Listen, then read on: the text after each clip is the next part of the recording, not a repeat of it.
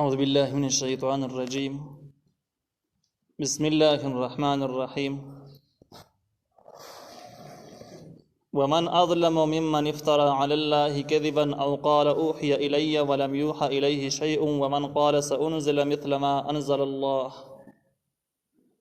ولو ترى إذ الظالمون في غمرات الموت والملائكة باسطوا أيديهم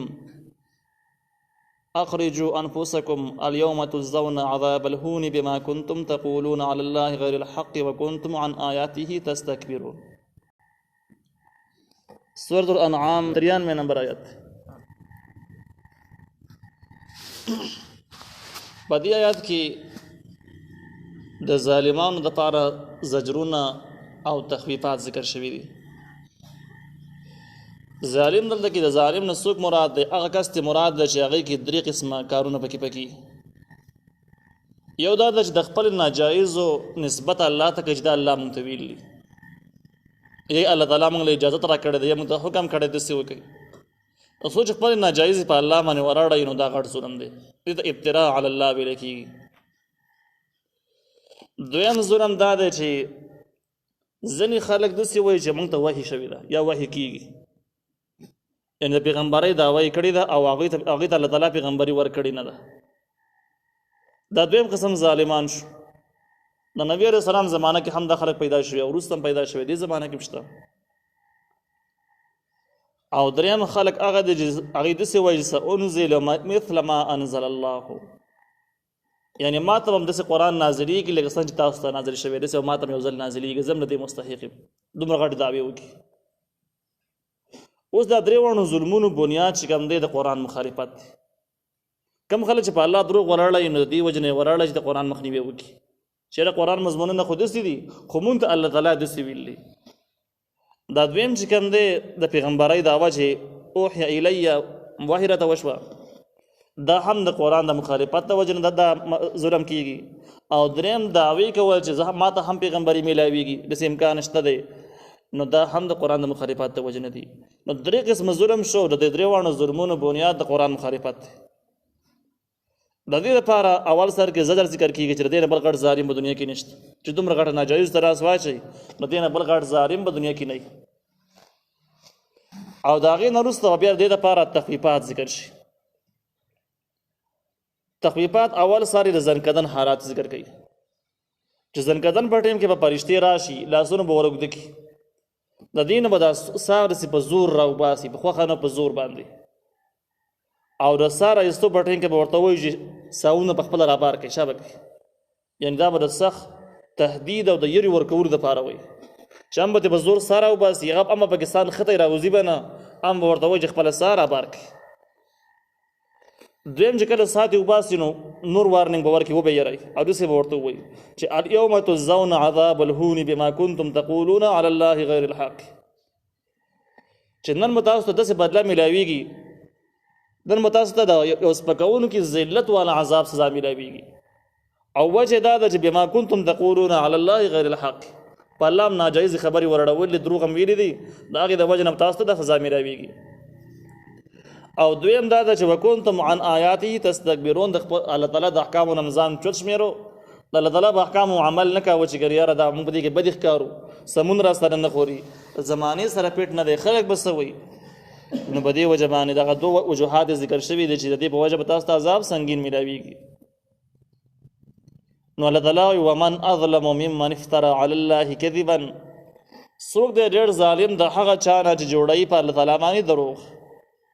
دروغ دا و چې د مشرکانو دعوه دا و چې کم شرک من کوو، الله تعالی موږ ته داسې ویل چې دا شرک وکوئ، د قبرونو عبادت کوئ، د پیغمبرانو د بزرګانو کوئ، دا ویل الله راته ویلي. او قال اوحي الیه، یا دا چې ووایي چې ما ته وحي شوې ده، لکه څنګه چې مسیلمة الکذاب دعوه کړې وه چې زه پیغمبر یم. ریاض کې منفوحه کې اوسېدو، هلته کې د پیغمبرۍ دعوې اعلان کړله چې ما ته هم وحي شروع شوله، اشعار به جوړول او هغه اشعار به یې پیش کول چې د آسماني ایتونه دي. بیا دې پسې صحابه کرامو د مدینې منورې نه تشکیل وکړو، کسان پسې رالو او قلا باندې ورنوتل او دوی دننه په قلا کې مړ کړو. د کم کس چې د پیغمبرۍ دعوه وکړي نو شرعي حکم دا دی چې دا کس هو قطعي کافر دی، واجب القتل له مرګ په هر مسلمان باندې فرض دی. خو ردې سره دا مسله دومره سنګین او خطرناک ده چې چا د پیغمبرۍ دعوه وکړه او ته ورشي ورته ووایې چې ته پیغمبر نه یې او دلیل پیش کړه، نو دلیل پیش کولو سره سم امام ابو حنیفه رحمه الله وایي چې دلیل مطالبه به دې هم نه کوي. دا مسله دونه خطرناکه دلیل مطالبه به دې نه کوي، بلکې چا چې د پیغمبر دعوه وکړه نبي علیه السلام د پیغمبر کېدو نه وروسته دا واجب القتل دی. که چا د مطالبه دلیل وکړه نو د ایمان هم په دې سره خرابېږي. د دې چې کوم خلکو چې د پیغمبرۍ دعوه کړې ده دا ټول کسان د اسلام نه بهر دي. کوم خلکو چې د دوی پیغمبري منل دا مسلمانان نشي شمارېدلی، او مسلمان کافر ته مسلمان ویل ور ویل دا بل جرم دی، بل غټه ګناه ده. کافر ته چې کافر نه وي نو په خپله باندې هم د اسلامي حدونو نه بهر شوی ده. دا د ایمان فرایض دي. الولاء لله والبراء لله کې به وروسته نور ځایونو کې به راشي چې کافر ته به خامخه کافر وي، کافر په کفر کې به شک نه کوي. نو دغه خلک قطعي کافران دي، لکه د مرزا غلام احمد قادیانی په خپله او د هغه ملګري چې څومره دي په کومو ځایونو کې دي، دا قطعي کافران دي، دا مسلمانان کېدی نشي. اگر چې دوی دروغ وایي چې موږ نبي علیه السلام منو، دغه پیغمبري موږ تسلیم کړې ده، خو د هغې نه بعد د مرزا غلام احمد قادیانی پیغمبري ورسره هم منو، او یا دوی وایي چې موږ قرآن منو، دا دعوې د دوی په خپل ځای باندې د دوکې دپاره دي. حقیقت دا ده چې دوی د اسلام دشمنان دي او دوی د قرآن په مقابل کې بل کتاب هم تیار کړی، د هغې ته تذکري په نوم باندې دی چې دا کس وایي چې دا کتاب ما تر اسمان نه نازل شو، اردو کې لیکلی دا ما تر اسمان نه نازل شو. نو دا الله تعالی وایي داسې ویلي ده چې اوحی الی ما ته وحي شوې ده، ولم یوحى الیه شیء، او دې ته وحي نه ده شوې ده هېڅ شي. ومن قال سأنزل مثل ما انزل الله، او هغه څوک چې وایي چې ما زر ده چې ما ته به هم نازل شي په شان د هغه چې الله نازل کړلی نبي علیه السلام ته. قرآن صحیح ده، الله تعالی نازل کړلی نبي علیه السلام ته نازل شوی دی، خو داسې کتاب ما ته هم نازلېدلو والا دی، ما ته به هم نازل شي. لکه څنګه چې دا دعوه نظر کړې وه د نبي علیه السلام په زمانه کې. اوس دا ظالمان چې کله مړه کېږي، الله تعالی وایي نبي علیه السلام ته وایي ولو ترى، که چېرته ته وایي اذ الظالمون فی غمرات الموت، هغه وخت چې ظالمان په سختو د مرګ کې ځنکدنې شروع وي او ته د ځنکدن په حالت کې راشي، دوی وایي والملائکة باسطو ایدیهم، او فرشتو اوږده کړي خپل لاسونه به دوی کې دننه بر بدن کې ورمنډلي، او ورته وایي چې اخرجوا انفسکم، راوباسئ خپل ساونه، خپل ساونه په خپله راوباسئ. الیوم تجزون عذاب الهون، نن ورځ به تاسو ته بدله درکړه کېږي د عذاب ذلت والا، عذاب سپکوونکي. بما کنتم، بسبب د هغې تقولون علی الله غیر الحق، چې تاسو ویلي په الله تعالی باندې ناحقه خبرې. دا ټول هم د ناحقه خبرې وې چې تاسو چا د پیغمبرۍ دعوه کوله، چا ویل چې په الحال پیغمبر نه یم خو په روانه زمانه کې پیغمبر کېدو والا یم، او چا دا ویلي ده چې د شرک اجازه الله تعالی را کړې ده. نو دغه خبرو په وجه باندې به تاسو سنګین عذاب ملاویږي. وکنتم، او تاسو وایي عن آیاته، د الله تعالی د آیاتونو نه تستکبرون، ځان لوی ګڼونکي. ولقد جئتمونا فرادا کما خلقناکم اول مرة، یقینا تاسو راغلئ موږ ته فرادا یوازې. مطلب دا ده چې ستاسو کومه ډله وه او کم مال دولت هم و، او د چا په نګرانۍ کې چې دا کارونه کول هغه ټول خلک ستاسو نه بیل شو. اوس د مرګ په ټیم کې بیخي یوازې موږ ته راغلی. دا د برزخ او د آخرت تخویب چې ځنکدن په ټیم کې به دې ته وارننګ ورکړی شي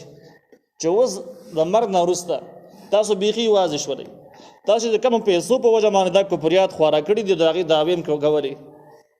او تاسو چې د کم مال دولت د راجمع کولو دپاره او د چا د کافرانو سره د وفادارۍ په خاطر باندې چې کم څه کړي دي، هغه مالونه، هغه ډلې، هغه مشران ستاسو ټول شاته پاتې شو. الله تعالی وایي ولقد جئتمونا، یقینا تاسو راغلئ موږ ته. دغه ظالمان ته به وایي فرادا یوازې، کما خلقناکم، لکه څنګه چې موږ تاسو پیدا کړي وي اول مرة، په اول ځل باندې. انسان چې په اول ځل باندې دنیا ته راشي بیخي نه ملګري، نه پیسې، نه مشران کشرانی، ډلې ټپلې نه، او نه کپړې او نه پیزاري، همدغه شانته کې. نو په دغه حال کې تاسو موږ ته بیرته راواپس شوئ. اوس نه پیزار لرئ، نه به جامې لرئ، نه به ډلې، نه به پیسې، نه به ګروپ او خلکي، بس دغسې حال کې موږ ته حاضر شو. کما خلقناکم اول مرة، لکه څنګه تاسو موږ پیدا کړي په اول ځل باندې. وترکتم تاسو پرې خودل ما هغه څه خولناکم چې موږ درکړي تاسو وراء ظهورکم شاته شاګانو خبرونه یعنی هغه شاته پاتې شو وما نرى امغنین معکم تاسو د پاره شفعاءکم الذین سپارشیان هغه زعمتم چې تاسو به ګمانونه کول تاسو خیال دا و چې ډېر قبرونه او ډېر خلکو دا به زمون سپارش وکړي موږ بخلاص کړي الله تعالی د عذابونو یا د بوتانو مبارکي نو الله تعالی وای هغه وس موږ نه نو فرشته به وته وای چې موږ وس نه نو یعنی هغه شتانو حقیقت کې دا ونه تاسو دوک شي وای الله تعالی وای زعمتم تاسو ګمان کو انهم فیکم شرکاء چې دا کسان تاسو په تاسو کې شریکان دي یعنی تاسو په مالونو کې په اولادونو کې تاسو په صحتونو کې دغه شریکانو لاس شته او هغه تاسو له مال درکړي د ژوند درکړي د اولاد درکړي دي نو په دې خبرو کوم د الله تعالی سره به شریک کول هغه خلک چې کم دي نو فرشتي به ته وجه وسې موږ نه نو لقد تقطع بينكم وضل عنكم ما كنتم تزعمون یقینا کټ شو ومن تاسو کې تعلق یعنی هغه اعتماد او بروسته چې تاسو به بل معنی لرلي په مال باندې بدله باندې په مشرانو باندې هغه بروسته تاسو کټ شو وزول عنكم ورک بچ تاسو نه ما هغه كنتم چې وای تاسو تزامن ګمان نم کول تاسو چې کوم شي نو بتما وای چې ټول عمر له ژوندۍ او مارونه به یو دا ډلې به نو دا هر څه چې کم دي نو دا لاړ ختم شو او تاسو مخ ته هیڅ شي هم نشته ان الله خالق الحب والنوى یقینا الله تعالی چون کې دانی او د زړی دي دا دلایل د توحید دلایل عقلیاري په توحید د الله تعالی باندې چې الله تعالی په ټولو کائناتو کې خالق مالک دی او په ټولو سيزونو کې صرف الله تعالی اثر دی الله تعالی دا ټول نظام یوازې چلایي هیڅوک وسه پکې شریک نشته باغې معنی عقلی دلایل ذکر کیږي الله تعالی چون کې ردانی دی او نواب د زړی دی دانه ځان نشي او زړې ځان نشي دا ښکاره خبره ده او څومره بوټي چې راخیږي د دوه سيزونو راخیږي یو زړی بل دانه یخرج الحي من الميت راوباس ژوندۍ د مړینه او مخرج الميت او راستون کې د مړی دی من الحي د ژوندینه دا مضمون مخکې تر شوی دی چې کدا د کنایه شي د تشبیه شي په حقیقي معنی ته د مراد نشي نو بیا به د څه شي حقیقي معنی کې په تشبیه په حالات کې به د څه شي چې الله تعالی ظالمانو نه خلق پیدا کوي د کافرانو نه مسلمانانو او عالمان پیدا کوي او دغه شاند کې د دې دویم آیات بداغه عکس راواخلي او د خو خلکو نه خراب خلک پیدا کیږي یعنی کله به سړی نیک عالم بزرگ سړی اولادو کې به بیکاره خلک پیدا شي کله به بیکاره خلک کی گمراه خلک به خدای غیر الله تعالی نیکان خلک پیدا کی او دا واضح مثالونه دي موجود دي او کدا تشبیه او کدا حقیقت باندې حمل شي تشبیه نشي ها دغه تشبیه د حقیقت کې بده شي چې مړ په حقیقت کې ژوند نه څنګه راوځي او ژوند حقیقت کې د مړی نه څنګه راوځي نو بیا حقیقت د څه جوړیږي مثال په تور باندې د مرغۍ او چرګې دي نو دا د انډې نه پیدا کیږي او انډه کې څه نشته دی نو دا د یو مړی نه ژوندې را پیدا شي بیا دغه عکس برتر واخله هم دغه چرګ او انډې را واخله نو دغه واپسې کې مړشي نه پیدا کیږي انډیا چې انډو کې څه نه نو دا نظام د کوم ځای نه پیدا جوړیږي دا بالکل الټا نظام دی نو دا نظام د الله تعالی عظیم قدرت ته الله تعالی دا نظام چلایي نو یو تشبیه امکان به هم شته او حقيقي معنی امکان به هم شته دی دوه چې د دلایل په توحید د الله تعالی باندې چې الله تعالی د ذات د مړي نه ژوند دی پیدا کولای شي او د ژوندونه مړي پیدا کولای شي ذالکم الله دقستا سو الله دی اندغه نظام جاری د قصص الله تعالی دی بل اسو کمشتنه فانا تؤفكون تاسو چرته اړول کیږي یعنی د دې الله تعالی نه تاسو بغیر چرته روان نه چاته او چا باندې اعتماد کوي تؤفكون معنی د اړول کیږي د دې معلومه شو چې کوم خلک د اسلام نه باغیان دي او دا خود مختار خلک نه دي اگر جزان ته خود مختار به وي خو خود مختار نه دي بلکې دا شیطان او نفس اړول دي ځکه و تاسو اړول کیږي په خپل باندې نه وړي په خپل څه د کار نه کوي خو تاسو کې د اثر د شیطان دی او نفس دی هغه د وجه تاسو اړول شي غلامان